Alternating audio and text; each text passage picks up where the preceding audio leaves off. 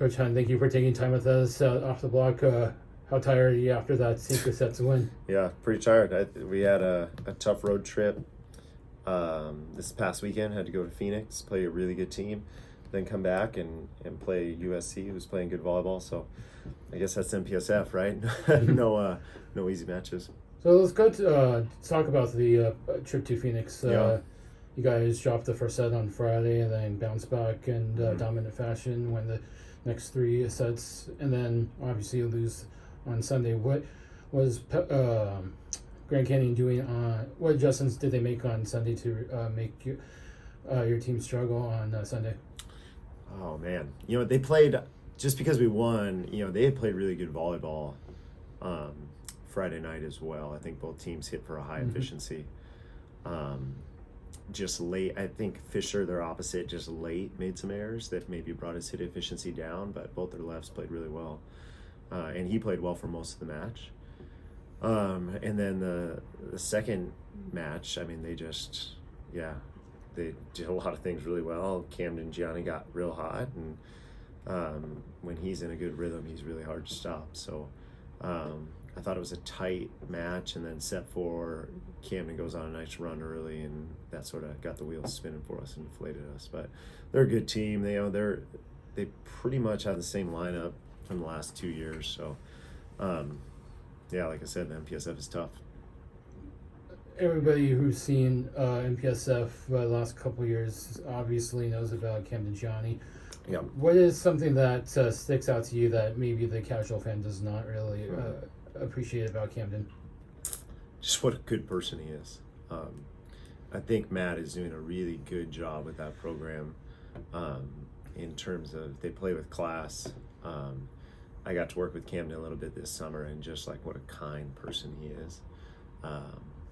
So that's probably the most impressive thing. And when somebody's good but they're a jerk, that's not too intimidating. When somebody's really nice but they're not very good, that's not intimidating either.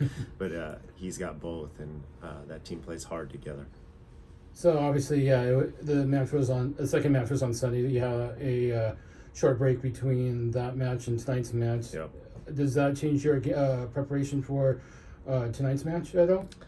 Not too much. We had to be really dialed in on Monday and Tuesday without really doing a ton, trying to stay fresh. So then how do you do that, and how do you still get better?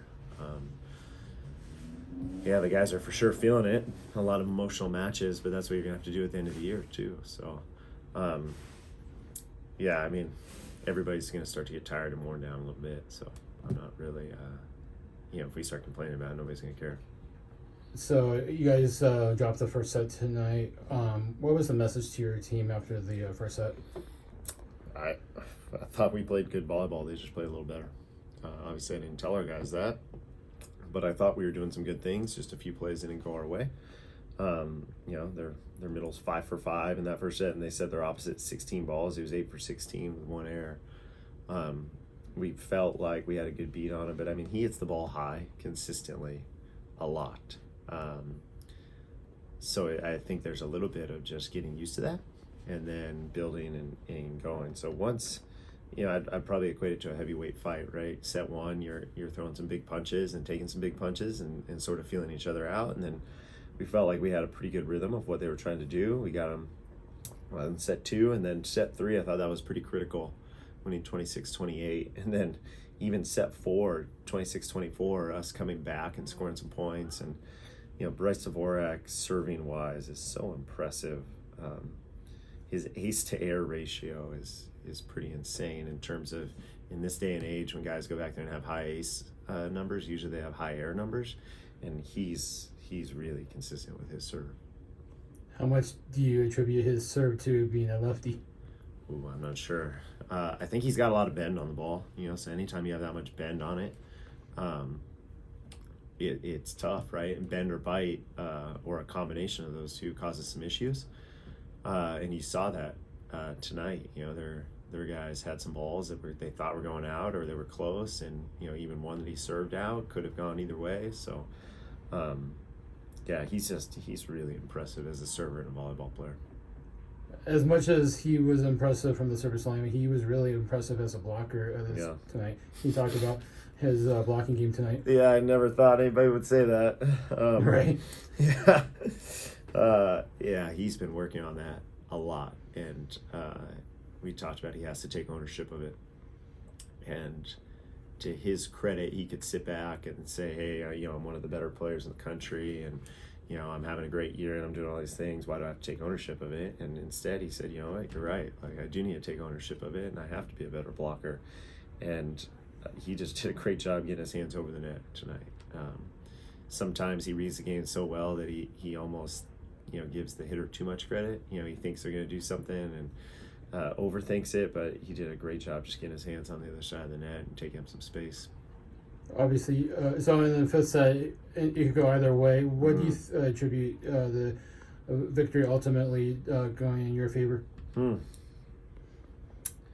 Yeah, I mean, it's, we go up 3-0 and then all of a sudden we're down 4-3. I thought, our serve receive, we battled, and it's a work in progress right now. I think anybody that watches us knows that. Jacob Steele, man, the fact that he hasn't passed very many volleyballs in the last few years, and he comes out and he's as confident as he is and makes the changes that he does. Anybody that tries to step in against some of the, Sam Cobrine's one of the better servers in the country. He was last year, he is this year, and for Jacob to just step in there and dime some of those balls like he does it's a testament to who he is and the work that he's putting in. And I think our serve receive as a unit got into this mode of bend, don't break, right? It's okay to get knocked off the net a little bit, but we can't give up the free ones, and we did a nice job of that. And of course, also with Jacob, he knows that they're gunning for him, so it's even more credit to him knowing that they're going after him. Yeah, and they're going to try to change depths. They're going to try to do some stuff. If you watch the match at Irvine, where Irvine did a great job putting the ball on him in times, to where he's at now, he's made so much progress. So I'm fired up for him and where he's going to go for the rest of the season. Short turnaround on Friday. Yep. What adjustments would you like to see your team make? I thought there were some block D things that we could have changed. There were probably some runs that were uncharacteristic that they went on, like where we passed the ball well and we were in system and we just made some bizarre decisions on that. So we'll look at what their block was doing a little bit more and talk to Bryce and try to clean up some stuff and then get a little bit better behind the block. And last question. Your mentor received a Lifetime Achievement Award. What are your thoughts on most deserving honor? Oh, man. First off, he's the man. The GOAT? Yeah. The longer I'm around in coaching, it's just, he impresses me more just because the times I've been around him for 14 years now. He always does the right thing, right? And even when it doesn't benefit him, he does the right thing. So that's impressive. And unfortunately in this world, I think you see that not always happen. So he always did things with class, and he always treated people with respect. Players, coaches, officials, he was always respectful of them. In a lot of ways, right? Like my job now, I just want to make him proud. He still shows up every day and I joke that he doesn't trust me and that's why he still is here. But I just want to make him really proud of not only me, I want him proud of the program, I want him proud of the guys, just everything associated with it. So he deserves every award. He's impacted not only me, not only people in this program, but volleyball on the whole. I think him, Carl, and Doug Beal have made USA volleyball on the men's side great. And now the fact that he's going on the women's side, Marv is since 2012, and is impacting those women, it's pretty cool. And I know that my wife, as she starts coaching right now, calls him all the time, and she's into it because she wants to be like him too. So I just would say thanks to him, and anybody that doesn't know him, they're missing out. Well, thank you for taking time with us and giving your thoughts on the match and with Coach Dunphy, and wish you the best of luck on Friday and the rest of the season. Thanks, John.